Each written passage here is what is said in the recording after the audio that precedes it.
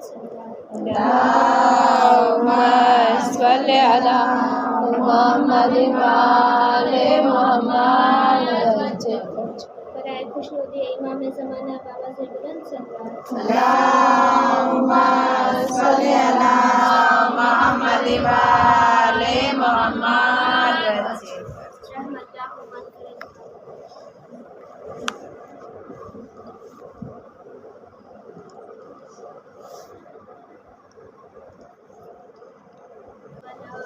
قوة إلا بالله العلي العظيم أعوذ بالله من الشيطان الرجيم بسم الله الرحمن الرحيم الحمد لله رب العالمين والعاقبة للمتقين والجنة للمتقين والنار للعاصين والصلاة والسلام على سيد الأنبياء والمرسلين وخاتم النبيين مولانا ومولى الثقلين إمام المشرقين والمغربين جد الحسن والحسين بالقاسم محمد اللهم صل على محمد وآل محمد وجل وعلى أهل بيته الطيبين الطاهرين المعصومين المظلومين ولعنة الله على أعدائهم أجمعين من يومنا هذا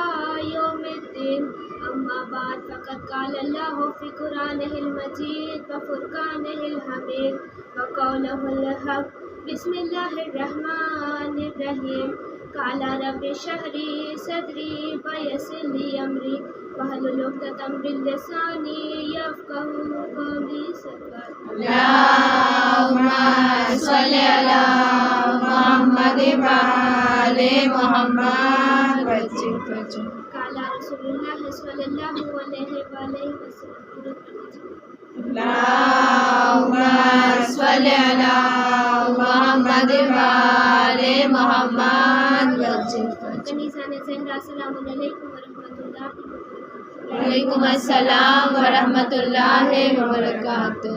آغاز کلام میں تمام تعریف اس اللہ کے لیے ہے کہ جو عالمین کو خلق کرنے والا ہے، وہ خدا جو ہر ایک چیز میں اول ہے، جس کے پہلے کوئی نہ تھا، اور وہ خدا کی جو ایسا آخر ہے کہ جس کے بعد کوئی نہ ہوگا۔ سب تعریف اس اللہ کے لیے ہے کہ جس نے ہمیں خلق کیا، وہ خدا کی جس نے اپنی قوت و طاقت سے شب و روز کو خلق کیا۔ اے اللہ، تو نے ہمارے لیے رات کا دامن چاک کر کے صبح کا اجالا کیا اور اس طرح دین کی روشنی سے ہمیں فائدہ پہنچایا۔ وہ خدا کی جس نے ہمارے لیے نبیوں کو قائم کیا، وہی خدا کے آخری نبی حضرت رسول خدا صلی اللہ علیہ وسلم۔ اللهم صل على محمد وآل محمد وجل ارشاد فرماتے ہیں کہ میں نے معراج پر دیکھا کہ جہاں لکھا ہوا تھا ان الحسین مصباح الہدی و سفینۃ النجات، بیویوں جس آیت کی تلاوت میں نے آپ کے سامنے کی، اس کا ترجمہ یہ ہوا کہ بے شک امام حسین علیہ السلام ہدایت کا چراغ اور نجات کی کشتی ہے سرور۔ اللهم صل على محمد وآل محمد وجل امام حسین علیہ السلام اور ان سے منسوب ہر ایک چیز پر ہدایت کا سبب بنتا ہے، اور اتنا ہی نہیں، ہمارے امام جس مٹی پر شہید ہوئے اس مٹی کو بھی کھا کے شفا کا درجہ مل گیا۔ کربلا کی اس مٹی کھا کے شفا جنت کا ٹکڑا ہے۔ امام علیہ السلام سے اگر کوئی چیز منسوب ہو جائے تو وہ نجات کا ذریعہ بن جاتا ہے۔ اب ہم سنتے ہیں کہ خاک شفا کے بارے میں ائمہ علیہ السلام کیا فرماتے ہیں۔ ہمارے ائمہ علیہ السلام فرماتے ہیں کہ کربلا کی زمین جنت کی سب سے بڑی فضیلت والی زمین ہے۔ کربلا کا نور جنت میں جانے والوں کی آنکھوں میں بس جائے گا۔ کربلا کی تربت اور پانی میں شفا ہے۔ ہمارے اور آپ کے چھٹے امام حضرت جعفر صادق علیہ السلام ارشاد فرماتے ہیں اللهم صل على محمد وآل محمد وجل کہ امام حسین علیہ السلام کی قبر کی خاک پر سجدہ کرنے سے 7 زمین میں نور پھیل جاتا ہے اور ہمارے گناہ کو بخش دیے جاتے ہیں۔ جب کوئی انسان اس خاک پر سجدہ کرتا ہے تو وہ ایسے پاک ہو جاتا ہے کہ جیسے ابھی ابھی ماں کے شکم میں سے نکلا ہوگا۔ تو بیویوں، یہ ہے امام کی خاک پر سجدہ کرنے کا رتبہ۔ پھر ہمارے چھٹے امام ارشاد فرماتے ہیں کہ امام حسین علیہ السلام کے پاک حرم سے اور اس کی پاک خاک سے ہر ایک بیماری سے شفا مل جائے گی اور ہر ایک ڈر دور ہو جائے گے، چاہے بیماری جیسی بھی ہو، روحانی بیماری ہو یا جسمانی بیماری ہو، دنیا کا ڈر ہو یا آخرت کا ہو، برزخ کا ہو یا قبر کا ہو، منکر کا ہو یا نکیر کا ہو، عذاب کا ڈر بھی دور ہو جائے گا۔ شرط یہ ہے کہ یقین ہو اور وہ شخص اہل بیت کا چاہنے والا ہو یا اہل بیت کا دوست ہو۔ ایک واقعہ بیان کرتی چلو، ایک صلوات پڑھ دیجیے۔ اللہم صلی علی محمد وآل محمد وسلم۔ ایک شخص امام جعفر صادق علیہ السلام سے عرض کرتا ہے کہ اے آقا، میں بہت بیمار رہتا ہوں اور الگ الگ بیماریوں میں پھنسا رہتا ہوں، ہر روز دعا کرتا ہوں مگر نہ جانے کیا دعاؤں کا اثر ہی نہیں ہوتا۔ تب ہمارے امام فرماتے ہیں کہ حضرت امام حسین علیہ السلام کی پاک قبر کی خاک کا استعمال کیوں نہیں کرتے؟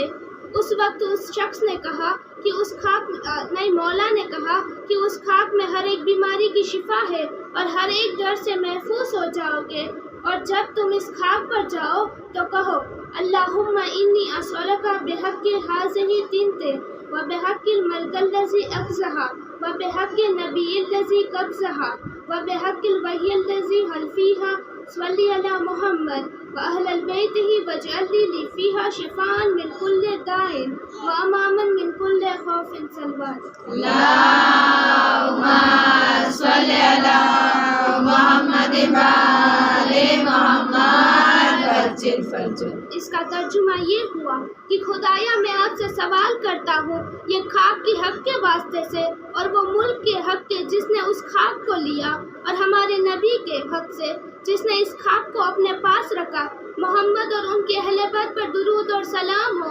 اس خاک نے میری ہر بیماری کی شفا اور ہر ایک خوف سے نجات عطا کی۔ راوی نے عرض کی اس خاک سے شفا تو ملتی ہے، یہ تو ہم نے دیکھا، مگر اس خاک سے ڈر کیسے دور ہوتے ہیں؟ اب ہم یہ سنتے ہیں۔ اب فرمایا کہ جب تمہیں کوئی بادشاہ یا کسی سے ڈر لگے تب گھر سے نکلتے سمے یہ خاک تمہارے پاس رکھنا اور دعا پڑھتے رہنا۔ راوی کہتا ہے کہ امام نے جیسے بتایا تھا میں نے اس طرح خاک شفا کا استعمال کیا اور میں پوری طرح سے تندرست ہو گیا اور ڈر سے محفوظ ہو گیا۔ روایتوں میں ملتا ہے کہ فقط ایک چنے کے دال جتنی خاک شفا لو اور دھیرے دھیرے ایک گھٹ پانی پیو اور شفا مل جائے گی۔ دوسرا واقعہ بیان کرتی چلوں جس سے ہمارے دل میں کربلا کی خاک کا رتبہ اور بڑھ جائے گا۔ جناب محمد بن مسلم امام باقر علیہ السلام اور امام صادق علیہ السلام کے خوب وشواس اور نزدیک کے ساتھی دار تھے۔ وہ لکھتے ہیں کہ میں مدینہ منورہ گیا، اس وقت میرے پیروں میں بہت ہی درد تھا، یہاں تک کہ میں کھڑا بھی نہیں رہ سکتا۔ لوگوں نے میرے درد کی بات مولا سے کی اور امام نے رومال سے ڈھکا ہوا ایک پیالہ غلام کے ساتھ منگایا۔ غلام نے وہ پیالہ لایا اور پینے کو کہا۔ امام نے فرمایا میں تب تک نہیں جاؤں گا جب تک تم اس پانی کو نہیں پیتے۔ میں نے وہ پیالہ لیا، وہ پیالہ بہت ہی ٹھنڈا تھا۔ جب اس نے پانی ختم کیا تو غلام نے فرمایا کہ تمہیں آقا بلا رہے ہیں۔ اب وہ سوچنے لگا کہ میں پوری طرح سے کھڑا تک نہیں رہ سکتا، اب میں آقا کے پاس کیسے جاؤں گا؟ جیسے ہی میں نے پانی پیا مجھے ایسا لگا کہ جیسے میرے پیر کا درد مٹ گیا ہو۔ پھر میں دھیرے دھیرے امام کے پاس پہنچا۔ امام نے بلند آواز میں میرے تندرست ہونے کی خبر دی اور ان کے پاس ہونے کی گواہی دی۔ اس شخص نے مولا کو سلام ادا کی۔ امام نے پوچھا آپ کو پانی کیسا لگا؟ اب شخص نے فرمایا کہ میں گواہی دیتا ہوں آپ اہل بیت علیہ السلام کی رحمت ہو اور آپ سچ میں وسیعوں کے وسیع ہو، اس خاک کی برابری میں کوئی ٹک نہیں سکتا۔ اس واقعے سے ہمیں پتہ چلتا ہے کہ امام اپنے شیعوں سے کتنی محبت کرتے ہیں، کتنا دھیان رکھتے ہیں۔ آپ دیکھیے کہ کھانے کی تاثیر، پینے والے کا انداز، تاثیر کی جدید پینے والے کا وشواس۔ اسی لیے شاعر نے بھی کیا خوب کہا ہے، پھوکوں سے یہ چراغ مٹایا نہ جائے گا، پھوکوں سے یہ چراغ مٹایا نہ جائے گا، تم سے غم حسین مٹایا نہ جائے گا، پھوکوں سے یہ چراغ مٹایا نہ جائے گا، تم سے غم حسین مٹایا نہ جائے گا۔ اور جھکتا ہو جو حسین کی چوکھٹ پہ رات دن، جھکتا ہو جو حسین کی چوکھٹ پہ رات دن،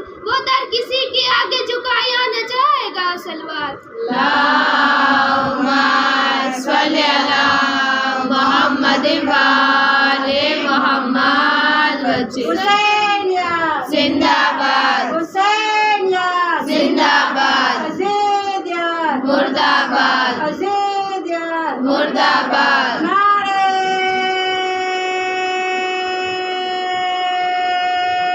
حیدری یا علی حیدری یا علی حیدری یا علی دل میں کربلا جانے کی تمنا ہے، وہ اپنے ہاتھوں کو بلند کر کے کنجوسی چھوڑ کے مٹھی کھول کے نعرے حیدری یا علی یا علی پورے امام زمانہ بلند ترین تلوار اللہم صلی علی محمد وآل محمد وجل فجل عزاداران سید الشہداء کی فضیلت کا انکار نہیں ہو سکتا۔ امام کے غم میں آنسو بہانے کی فضیلت کے بارے میں امام حسین علیہ السلام فرماتے ہیں کہ جس بندہ مومن کی آنکھ میں سے ایک بوند بھی ہماری مصیبتوں پر نکلے گا یا اس کی آنکھ آنکھوں سے بھری ہوگی، خدا اسے ہمیشہ جنت میں جگہ دیں گے، اس کے لیے دوزخ کی آگ حرام ہو جائے گی، گناہ بخش دیے جائیں گے۔ یہ ہے حسین کے عزادار ہونے کا رتبہ، اتنا اونچا رتبہ۔ اگر ہم امام کے چاہنے والے ہیں، حسینی ہیں، ان کی کنیزیں ہیں، تو ہمیں ایسا کردار ہونا چاہیے، ہمیں کوشش کرنی چاہیے۔ ہم مولا سے دور ہیں مگر دلوں سے قریب ہیں۔ صالح بن عقبہ اور سیف بن عقبہ علقمہ بن محمد سے روایت کرتے ہیں، امام محمد باقر علیہ السلام سے عرض کرتے ہیں، مجھے ایسی کوئی دعا بتاؤ جو میں آپ سے دور ہو تک بھی پڑھ سکوں۔ مولا نے فرمایا کہ تم زیارت عاشورہ اور دعائے علقمہ پڑھو، اور کہا اگر تم اس زیارت اور دعا پڑھو گے تو جو فرشتے میری قبر کی زیارت کرتے ہیں وہ فرشتے تمہارے لیے دعا کریں گے۔ اب کیا رتبہ ہوگا اس کا؟ اس کے بعد مولا نے فرمایا، جو ثواب میرے روزہ مبارک پر زیارت سے مخصوص ہے وہ ثواب زیارت عاشورہ اور دعائے علقمہ پڑھنے سے ملے گا۔ زیارت عاشورہ حدیث قدسی ہے۔ چھٹے امام فرماتے ہیں کہ میں گواہی دیتا ہوں زیارت عاشورہ ہمارے دعاؤں کو قبول کریں گے۔ مصیبت دور کرنے کے لیے زیارت عاشورہ پڑھ کر امام حسین کی مدد مانگو، خدا قسم کھاتا ہے کہ دعا قبول ہو جائے گی، اور خدا اپنے وچن سے پھرتا نہیں ہے۔ کتنی بھی سخت مصیبت کیوں نہ ہو، کتنی بھی سخت تکلیف کیوں نہ ہو، دل میں یقین رکھ کر 40 دن تک زیارت عاشورہ پڑھتے رہو، انشاءاللہ غم اور مصیبت دور ہوگی۔ محمد علی یزید کا دوست تھا، وہ گنہگار تھا، وہ ایک دن دنیا سے رخصت ہو گیا۔ 1 مہینے کے بعد وہ محمد علی کے سپنے میں آیا، وہ بہت اچھے سے رہ رہا تھا۔ اب اسے دیکھ کر دوست نے فرمایا، تم تو گنہگار تھے، تمہارے اعمال کے حساب سے تم تو عذاب میں ہونے چاہیے، لیکن تم جنت میں ہو۔ اب وہ گنہگار شخص بولا کہ تم بالکل ٹھیک کہہ رہے ہو، کل تک میں عذاب میں تھا، لیکن میں جس قبرستان میں دفن ہوا وہاں کل ایک مومنہ دفن کی گئی۔ اس مومنہ کی قبر پر امام حسین تشریف لائے اور مومنہ کی قبر پر سے عذاب دور کرنے کا حکم دیا، اور اتنا ہی نہیں، اس مومنہ کی نہیں، اس کے آس پاس کی ہر ایک قبر سے بھی دور کرنے کا کہا۔ اس بی بی کی بدولت سے میں جنت میں ہوں اور عذاب سے دور ہوں۔ اس گنہگار شخص جسے جنت میں جگہ مل گئی، وہ شخص اپنے دوست کو اس بی بی کا نام بتاتا ہے۔ وہ دوست اس بی بی کے گھر گیا، اس کے شوہر سے ملا۔ اس بی بی کے شوہر نے کہا، میری بی بی ہر روز امام حسین کی زیارت کرتی تھی، وہ کبھی بھی زیارت عاشورہ کو چھوڑتی نہیں تھی۔ یقیناً امام حسین علیہ السلام ہدایت کا چراغ اور نجات کی کشتی ہے۔ صلوات اللہم صلی علی محمد وآل محمد وجل فجل کیونکہ میرے مولا کربلا کے میدان میں بھی تیروں کی بارش میں نماز ادا کرتے ہیں، اور جناب زینب سے فرماتے کہ اے بہن زینب، مجھے نماز شب میں بھی بھولنا نہیں۔ یہ بتاتے ہیں کہ مصیبتوں میں بھی نماز شب قضا نہیں کرتے تھے۔ اتنے کریم مولا کو دشمنوں نے نہیں چھوڑا۔ کنیزان زہرا میں مصائب کی طرف بڑھ رہی ہوں، ہمارے مولا حسین آخری رخصت کے لیے خیمے میں آ رہے ہیں۔ آتے ہی آواز دیتے ہیں، یا زینب و یا ام کلثوم، یا سکینت و یا رباب علیکم منی سلام، تم پر میرا آخری سلام ہو۔ مولا کی آواز سن کر سب بیویاں کھڑی ہو گئی۔ بی بی زین العابدین بیماری کی تھے۔ ارے مولا کو دیکھ کر کھڑا ہونا چاہا لیکن کھڑے نہ ہو سکے۔ پھوپھی زینب نے کہا مجھے ٹیک لگا کر بٹھا دو۔ اب بی بی نے مولا سے پوچھا اے بابا این حبیب ابن مظاہر، ارے حبیب ابن مظاہر کہاں ہے؟ ارے اب مولا نے فرمایا کہ اے بی بی حبیب ابن مظاہر شہید ہو گئے۔ اب بی بی نے پوچھا بابا این امی ابو الفضل العباس، ارے بابا میرے چچا عباس کہاں ہے؟ اب مولا نے فرمایا کہ تمہارے چچا نہر فرات میں بازو کٹا کے شہید ہو گئے۔ مولا فرماتے ہیں کہ سب خیمے خالی ہو چکے، آپ کے اور میرے سوا کوئی باقی نہ رہا۔